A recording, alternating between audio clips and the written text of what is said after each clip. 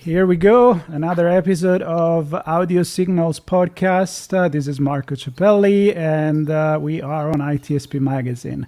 As you know, Audio Signals is all about stories, storytelling, and storytellers.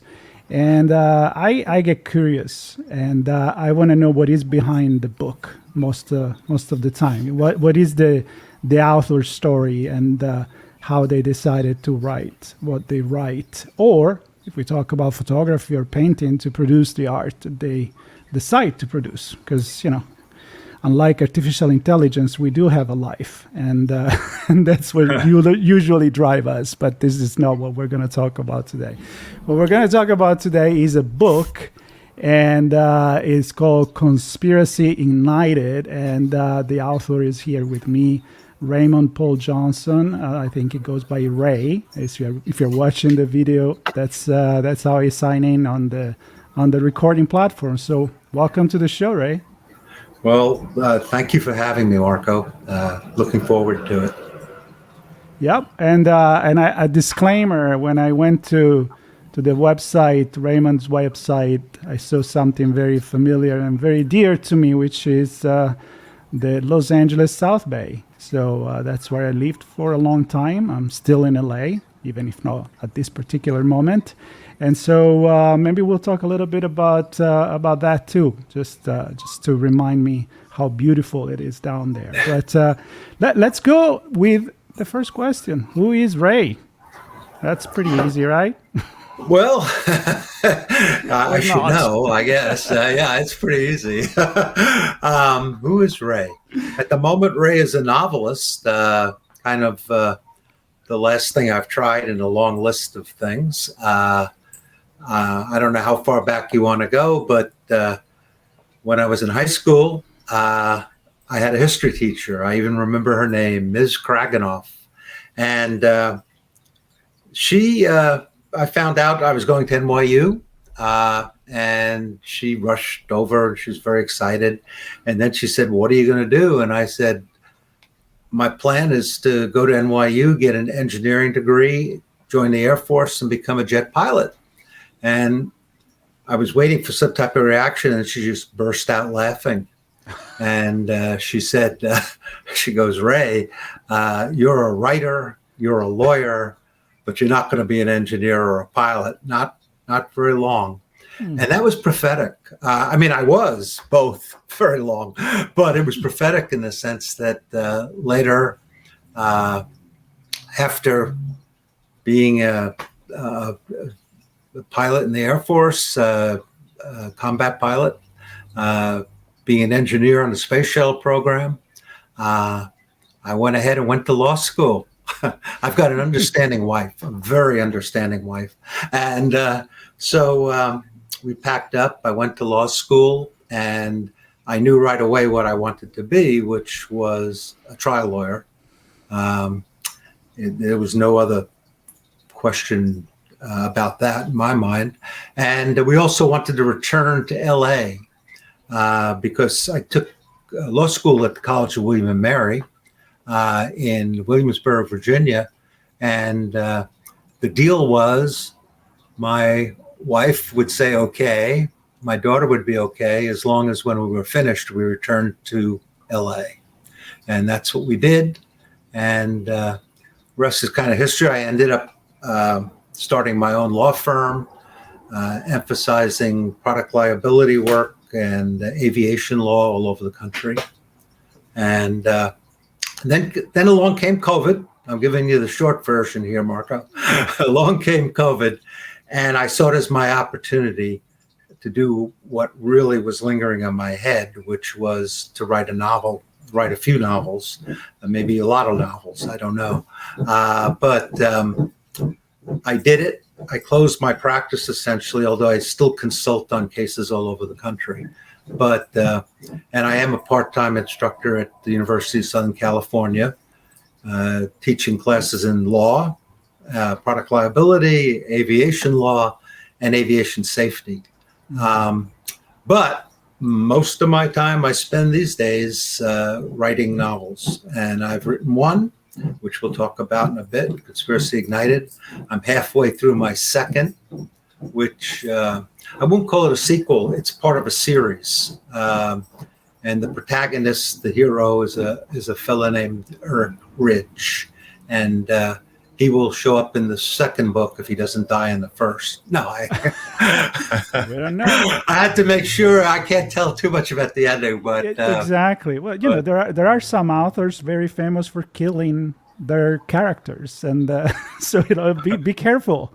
Don't kill your character if you want to write another book about. Although you could, change time and change. It doesn't have to be chronologically speaking a sequel. Or a prequel, right?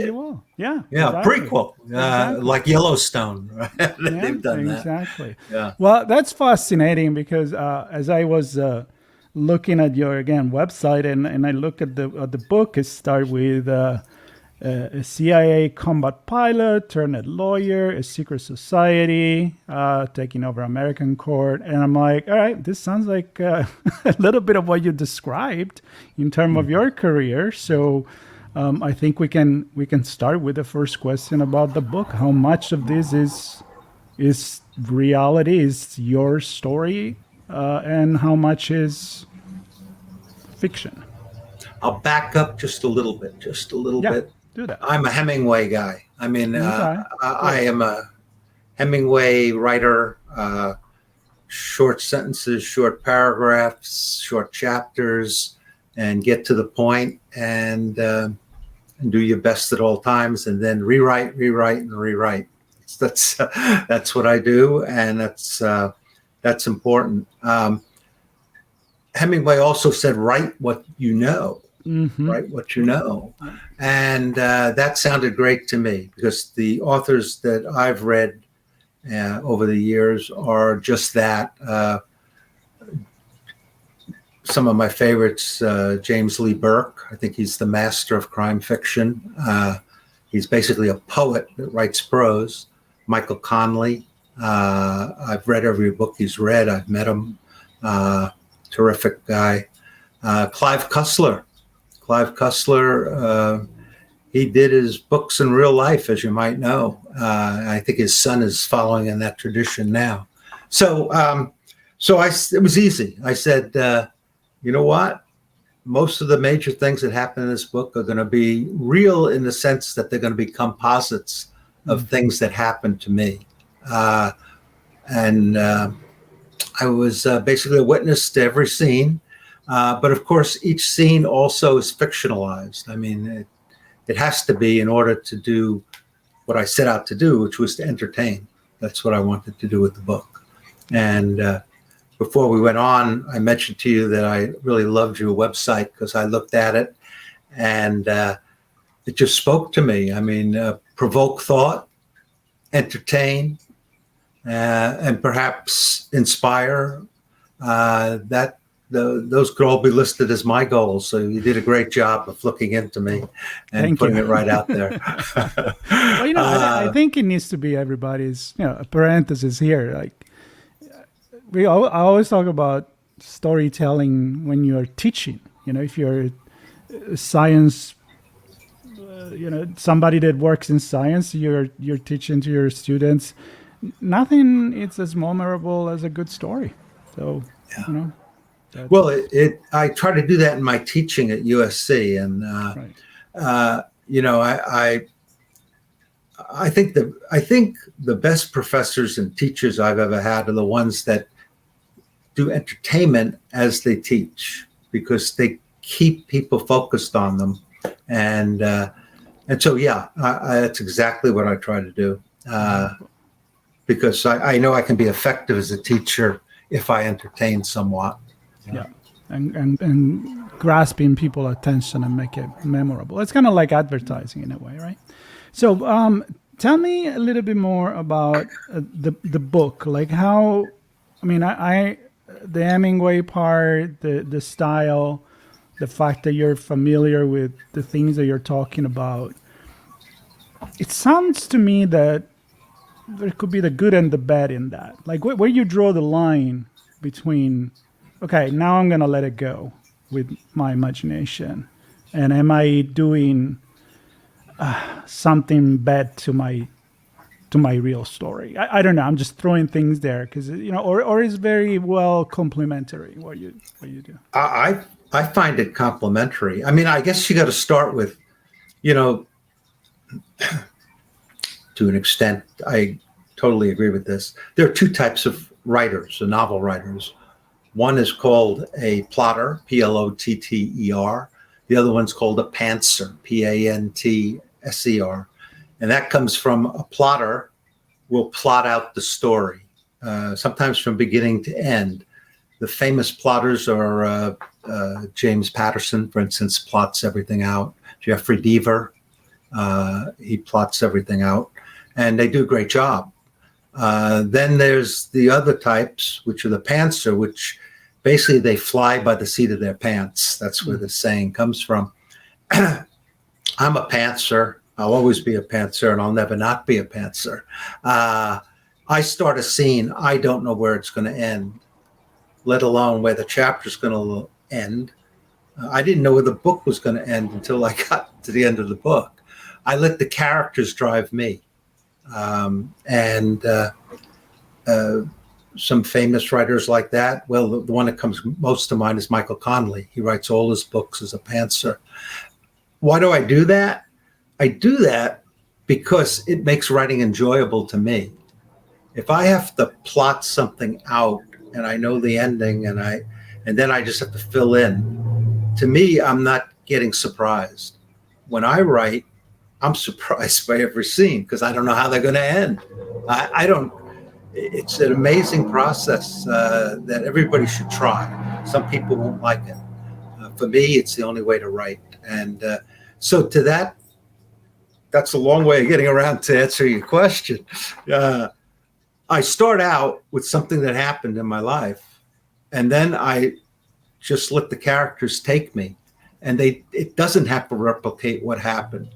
In fact, it may replicate 2 or 3 things that happened and bring it together. Because again, my number one reason to write is to entertain. So that's most in my mind. But along the way, I do provoke thought, I think, and we could talk about that when you want to. Yeah, well, let's do that. I'm kind of like you when you write. When I do the podcast, I'll go where it goes. So right. We just went there. Let's keep going. Oh, okay. Then we're just going to roll right into it. I got no notes. So okay, neither do I actually. We're pantser right now. That's right. That's so true. By the way, I used to fly that way too. I mean, really? In the Air Force, you have to be very precise. But right. I was an instructor in jets and in combat planes, and what I wanted my students to be is folks that fly by the seat of their pants. Because when the instruments go down, when everything else is bad, all you got is yourself. You're feeling that airplane, you're feeling the sky, and that's the way I flew for 2,000 hours, 700 of which were combat. So, provoking thought's important too. And so when I do get to a scene and I start thinking about it, it's not just a factual scenario of things. It's, all right, I want to say something in here, but I don't want to lecture. Nobody likes to hear lectures. I want to say something through the characters. And, there's quite a few. This is a legal thriller, although it's interesting. In pre-release reviews, it's been called a legal thriller, a crime thriller, action adventure thriller, and one reviewer called it a political thriller, which is interesting because I never thought of it as a political thriller, but it is what it is. So I wanted to start out as a legal thriller. That was the whole idea. The main character is, guess what, a lawyer who flies airplanes, right? And he uses them both together. In other words, when he goes on cases, when he goes investigating, when he does other things, 8 times out of 10, he'll rent an airplane and go do it, that sort of thing, up and down the West Coast. So I wanted another thing to happen. I wanted this to be about a real lawyer, a lawyer that actually practices, not a fictionalized lawyer who gets up and does a Perry Mason thing in a courtroom. I wanted somebody who's reading it to say, oh my God, that's how lawyers live. Now I get it. He goes to work. He has to have a meeting, even though he doesn't want to have a meeting, with all his associates and paralegals. They have to coordinate on the cases. They have to select cases. So hopefully in an entertaining way, what I did was I put the protagonist, Eric Ridge, right in his law firm. In fact, it's in Redondo Beach, talking about the South Bay. That's where his office is. And Eric also sold his house because he's having some trouble with post-traumatic stress since he was a combat pilot. And his wife saw it. They sold his house. He rents an apartment, but it's right on the Queen's Necklace, looking up the beach around to Malibu. And he's happy there, sitting out on his balcony, looking and thinking about his cases. So I wanted to be real, but I also wanted to take up certain issues that real lawyers face. I'll give you a quick example if you want it. Yeah. Okay. What I call the silent conflict in the book. The silent conflict is a situation that exists in real life, and I highlight it in the book, trying to provoke thought. And what that is the conflict that an insurance defense lawyer has with his clients at times. And what I'm saying is, an insurance defense lawyer, when you go out and you use your insurance to have a lawyer to defend you or whatever, that lawyer isn't paid by you, the client. That lawyer is paid by the insurance company. And the insurance company is called the principal. So that lawyer has a principal and has a client and has an extreme duty, ethical duty to the client, but also has a duty, mainly a business duty, to the insurer. When the insurer asks the lawyer to do things that aren't in the best interest of the client, not in the best interest of the client, that lawyer is in a triangular relationship. And that creates more conflict. It's the same problem that medical doctors have, who, a medical doctor gets paid by the insurance company, not the patient, but has the highest duty to the patient and a rather high duty to the insurance company. And as we all know, sometimes decisions are made in hospitals and even in doctors' offices that perhaps are dictated by the business relationship with the insurance company. For instance, my brother-in-law just had a triple bypass surgery, and he was told he has to leave the hospital 4 days after the triple bypass surgery, and go home. We took care of that problem, but that was what the doctor had to say. I'm sure the doctor didn't really want that to happen. The insurance company dictated it. So the silent conflict is in Conspiracy Ignited. It's in a real life situation, and it flows throughout the book. And hopefully people will read it and see both sides and all sides of the issue and provoke thought. So that's just an example. That's interesting. It seems like it's a thriller because I'm sure there is a surprising final and whatever it is that, of course, you're not going to say, but what you just said make me think about other conversation that I had with other writers, which is that you need often to create a character that has his own story, kind of like a conflict within himself or herself, whatever the main character is, that kind of complement the story. So it's a story within a story. And I was reading some of the reviews, and some writers that did the review point out that there is that, CIA combat pilot memory flashback from war moment or whatever he was doing and missions, but then also taking care of real life present now, So balancing this whole thing. Yeah, I another way I tried to provoke thought in the book was the main character is suffering from post-traumatic stress from combat.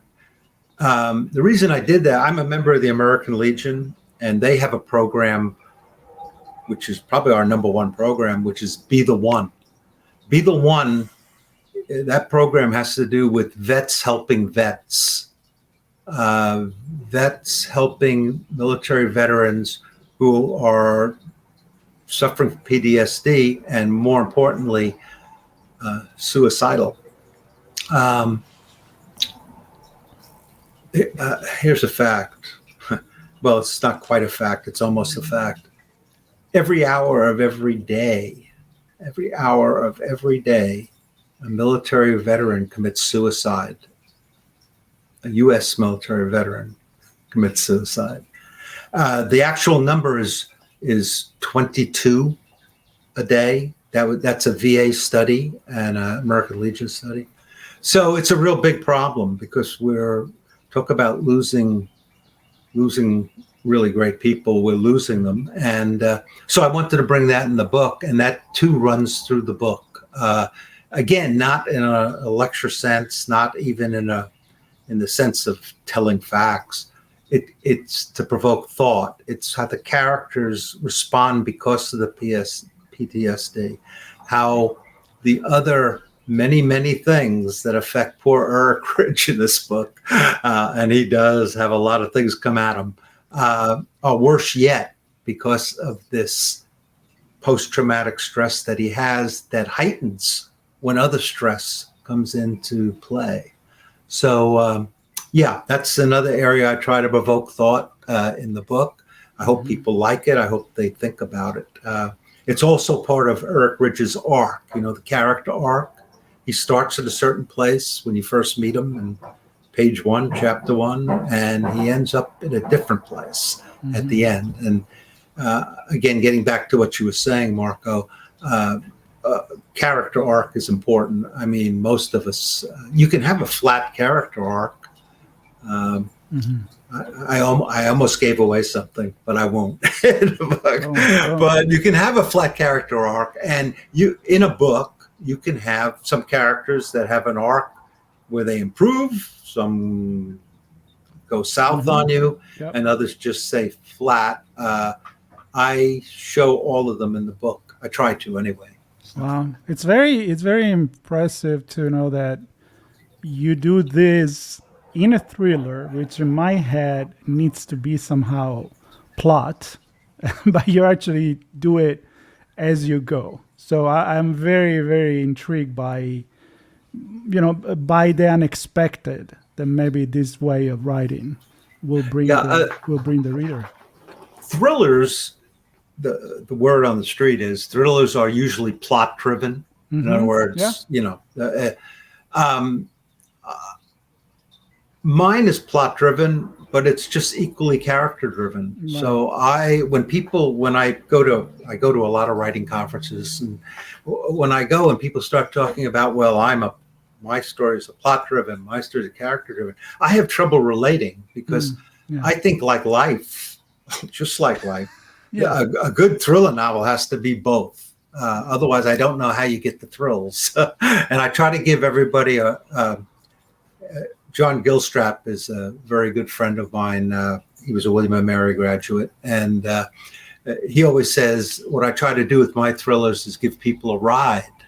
That's what and when he said that, it immediately hit home. I said, that's what I try to do. Every scene, I try to give them a ride. But certainly they get a ride in every chapter, that's for sure. And he goes, that's a thriller, no matter how you do it, So that was the goal anyway.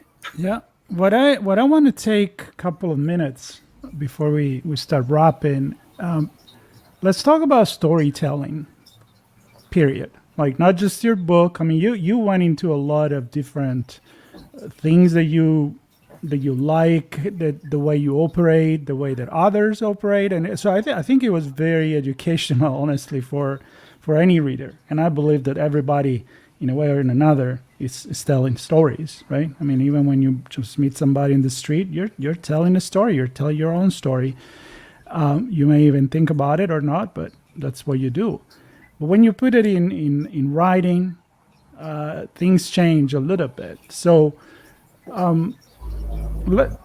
tell me something about the value, which is what you found on my website, and you say you agree with that, the value of storytelling in our society. I mean, there's a big question. I know we could have an entire episode on this, but kind of like the essence for you of the meaning of storytelling.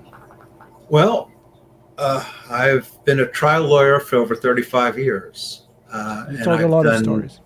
I've told a lot of stories.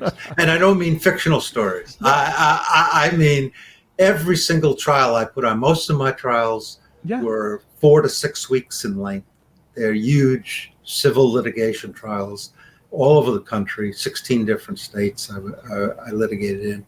And the one thing they all had in common, from my opening statement to the last thing I said before the jury went out, it was all part of a story that hopefully is a convincing story, and not a fictional story, hopefully a factual story. But, there are facts, and one thing you learn as a trial lawyer is there is no black or white, there's only gray. And so it gives you a lot of room to be a storyteller. And by the way, the best defense lawyers, I mean, most of the defense lawyers I went to trial against are among the best. They're representing Boeing Company, they represent General Motors, all the big corporations, so they know what they're doing. And yet, I would say only 50% of them, the best 50%, were storytellers. That's how important it is. And I used to love it when I would be up against a big defense team and the main lawyer wasn't a storyteller, because I knew at the beginning of the case I had an advantage here. Right. And vice versa. When they were a storyteller, I knew I'm going to have to go then it's a battle of talent. The band. Right. It's a battle of the storyteller. Yes. I can totally see that. I mean, you're moving the judge, you're moving the jury, you're moving, and you're not lying, but even the inflection, even the side of the story that you decide to give more highlight versus the other. I mean, it's very much where you can win or lose the case. Can you be a good lawyer and not being a good storyteller? Because you say you've gone for a big company where somebody was not a storyteller. But there must have been good lawyers. You can be a good lawyer, but you're not going to be, in my opinion, a good trial lawyer. There's a big difference. Yeah, got it. I was going to a Broadway play. It was Jersey Boys, actually. And I sat down in the theater like we all do. And the fellow next to me says, "What do you do for a living?" And I said, "I was a trial lawyer." And the guy, he looked at me. My wife was wondering what was going on. He looked at me, stood up straight, and he said, "Oh, you're a real lawyer." And I said, "What do you mean? I'm a real lawyer?" "Yeah, I'm a real lawyer." He goes, "I'm a real estate lawyer. I never get close to that stuff, but God, I wish I would." And, this fellow was in his 60s. He'd been around and probably a great real estate lawyer.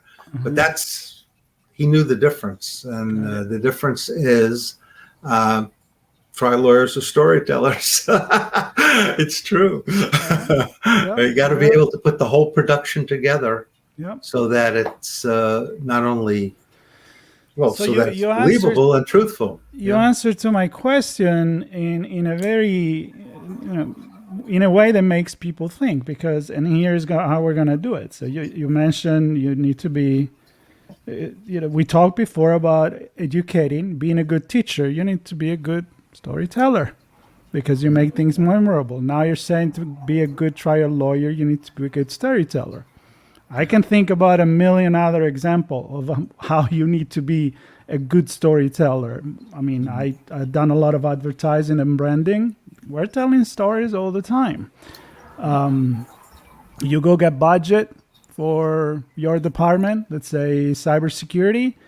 It's not just about data. You got to tell a good story. Why am I investing? Why the CEO is going to give you that budget, right? So my point is, even a kid that wants the new bicycle, you better have a good story for dad and mom so that they can they can say, wow, he really wants this bike. Yeah, yeah. No, it's true. Storytelling. Well, I guess one could even say, you mentioned advertising. How about being a salesman? Yeah. I mean, how can you be a successful salesman without being a storyteller? Absolutely. I don't think you can be. And maybe in one sense, we're all salesmen. I mean, whether you're a trial lawyer, even pilots. I mean, we're salesmen because we want to go fly again. We want to do 2 turns, a trip turn that day with and fly different airplanes. And we got to go tell the colonel, this is best for you. Even though what I want to do is go fly supersonic that day. Yeah. You know, that's so. And boy, you say you work on the space shuttle program. I've been lucky that I had at least 6 different astronauts that been on my show. Ellen Collins and Pam Melroy. And I mean, I can tell you, those guys are amazing storytellers.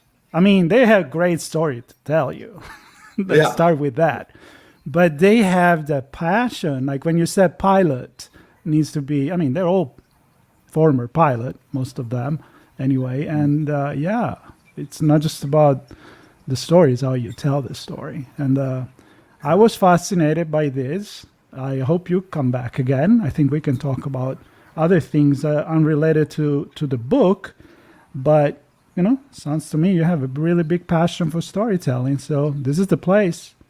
Okay, I'm looking forward to it. No, really. And we'll have to meet in real life sometime too, since you're a Southern Californian. Yeah. Maybe we will meet down in the South Bay. I'll bring my 2 lapels and we'll have a conversation. Why not? That's an idea. Tell me when. I'll give you a couple of minutes, the last 2 minutes, just to invite people to read your book. It's your final words for the jury right now. My final words for the jury. Usually I get to think a little about it. No. You don't need this. This is your audience. You're not winning or losing a case. Here's what I'd say that's amazed me. I wrote this book. It was from the heart. But, you know, a lot of people write from the heart and they finish the book and it never gets traditionally published. And when I started this, I learned that, you know, what people do is they put out query letters, and I won't go into that whole thing. We can do that another time if you'd like. But it's a long, arduous project to get a book traditionally published, to get an agent, all of this. So I said, well, in fact, James Lee Burke says he was rejected 300 plus times. And he's a master of writing. He was rejected by agents 300 plus times. So what I did, I short-circuited, and this is kind of last comment, but also a big hint for those of you out there who are writing books or want to write books. I said, you know, if James Lee Burke was rejected 300 times, I'll never be better than James Lee Burke. Never, ever. It's impossible. I need a shortcut. My shortcut was to finish the manuscript and enter it into the few contests, international contests actually, that allowed unpublished manuscripts to compete against published books, published novels. I entered 5 of them, and in essence, I either won or was a finalist in all 5. That's what these 5 at the bottom are all about here. So I say that because once I started winning these awards for the unpublished manuscript, then getting an agent, getting a traditional publisher to say yes became so much easier. In fact, very easy. And yet, it's what I'd suggest for anybody who's doing it. Put your work out there, see how it bounces against others, make it the best work you can do, and good things can happen. Yep. And I think this is a great invitation for people to read the book when it comes out, which I believe is June 25th. June 25th, right. Wow, good memory I have right here. I wasn't That was reading. very good. So these will definitely be seen and listened before that, but I know you also can pre-order. So whenever you're listening to this, I invite people to do so. There's going to be notes about your website, your social media. People can get in touch with you, and of course, links to the book as well. I want to thank you. I want to thank the audience for listening to us. I hope they had some good time and they learned something and reflect a little bit on storytelling. And yeah, that's what it's all about. Stories, storytelling. And hopefully they were entertained, right? Yeah, exactly. No, it is so important. Entertaining and have more questions now than when they started, because I love people with questions. So that's it. Stay tuned, everybody. Subscribe. There'll be more stories like this. And Ray, thank you so much for being on the show. Take care. Bye-bye all. Bye-bye.